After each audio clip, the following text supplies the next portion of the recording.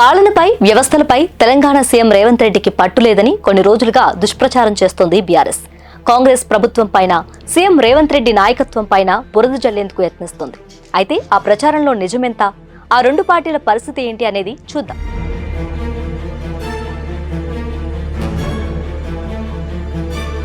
కాంగ్రెస్ పార్టీలో మర్రి చెన్నారెడ్డి నుంచి మొదలు వైఎస్ రాజశేఖర రెడ్డి హయాం వరకు సీఎం పదవికి చాలా మంది పోటీ పడ్డారు.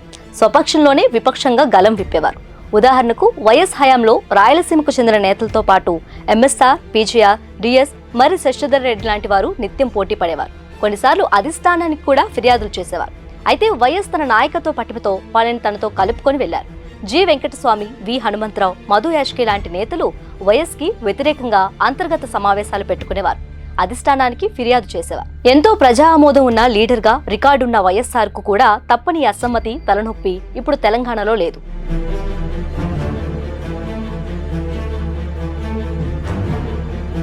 సీఎం రేవంత్ రెడ్డి విషయంలో ఎన్నికల హామీలు అమలు మొదలు ప్రతి ప్రభుత్వ కార్యక్రమంలోనూ పార్టీ మద్దతు ఉంది. స్వపక్షంలో ఎవరూ కూడా నోరు విప్పి వ్యతిరేకంగా మాట్లాడింది లేదు. నాయకులు అందరూ కలిసొచ్చారు. పరిపాలన విషయంలో అండగా ఉంటున్నారు. ముఖ్యమంత్రి సైతం అందర్నీ కలుపుకొని వెళుతూనే ఉన్నారు. ఇక ఇటీవల భారీగా ఐఏఎస్ల బదిలీలు చేసి ముఖ్యమంత్రి కార్యాలయాన్ని బలోపేతం చేసే పరిపాలనపై రేవంత్ రెడ్డి తన పట్టు రుజువు చేసుకున్నారు. ఇక రేవంత్ రెడ్డికి పార్టీలో పట్టు లేదని వ్యతిరేక ప్రచారాన్ని నడిపిస్తున్న బీఆర్ఎస్ ప్రస్తుతం తన పరిస్థితి ఏంటో మర్చిపోయింది.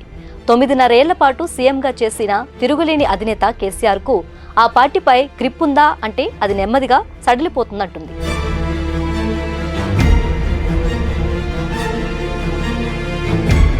నిజానికి 2023 ఎన్నికల నాటికే టికెట్ల పంచాయతీ మొదలైంది. కేటీఆర్, హరీష్ రావు, కవిత 3 వర్గాలుగా చీలిపోయారు. ఆ ఎన్నికల్లో ఘోరమైన ఓటమి ఎదురైంది. ఒక్కొక్క నాయకుడు ఒక్కొక్కరి కోటరీలో ఉండేవారు. ఈటల, మైనంపల్లి చేసిన ఆరోపణలు సాధారణమైనవి కాదు.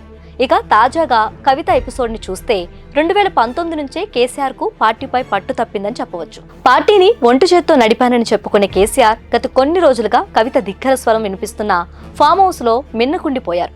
పార్టీలో ఓ పక్క కేటీఆర్ వర్గం, హరీష్ రావు వర్గం, మరో పక్క కవిత వర్గంతో విభేదాలు పతాక స్థాయికి చేరినా చేష్టలు అడిగి చూస్తున్నారు కేసీఆర్.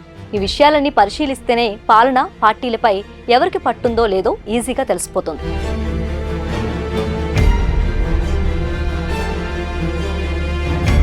తాజాగా కవిత ఎవరిపై టార్గెట్ చేసిందనేది ఇంట్రెస్టింగ్ గా మారింది.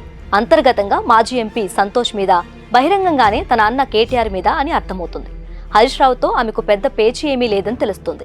వరంగల్ సభలో పెట్టిన బ్యాక్ డ్రాప్ పై తన ఫోటోలు పెట్టకపోవటం హరీష్ ని, కవితని తీవ్ర ఆగ్రహానికి గురిచేసింది. అప్పటి నుంచి ఇద్దరూ రగిలిపోతున్నారు. లిక్కర్ కేసులో తనను అరెస్ట్ చేసిన నాటి నుంచే కవిత బీఆర్ఎస్ పై సీరియస్ గా ఉంది. కానీ సైలెంట్ గా ఉంటూ వచ్చింది. అసలు 2019 ఎన్నికల్లో తాను ఓడిపోవడానికి కారణం సొంత పార్టీ నేతలేనంటూ నమ్ముతుంది. ఇక తాజాగా బీజేపీతో విలీనం, కొవ్వట్లు, దయ్యాలు అంటూ ధ్వజమెత్తారు. రాష్ట్రంలో ఇంత జరుగుతుంటే తెలంగాణ ఆవిర్భావ ఉత్సవాలంటూ కేటీఆర్ అమెరికాలో సంబరాలు జరుపుకోవటం ఎబ్బెట్టుగా ఉంది. ఈ సంఘటనలన్నీ పార్టీపై కేసీఆర్ పట్టుకోల్పోయినట్లు తెలియజేస్తున్నాయి.